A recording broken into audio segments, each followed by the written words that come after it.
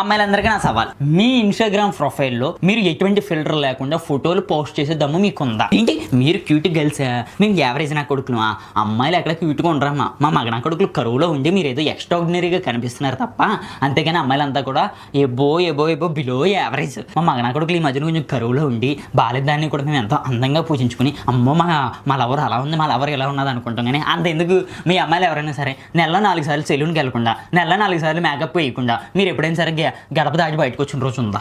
అంత ఎందుకు మీకు మేకప్ లేకపోతే మీ మొగాలు మీకే భయం వేస్తుంది. అటువంటిది మీరు మళ్ళీ మా మగాలి కింద ఏంటి కామెంట్లు పెడతారా? ఏమని పెడతారు? బొక్కలా ఉన్నాయంటారా ఫొటోస్?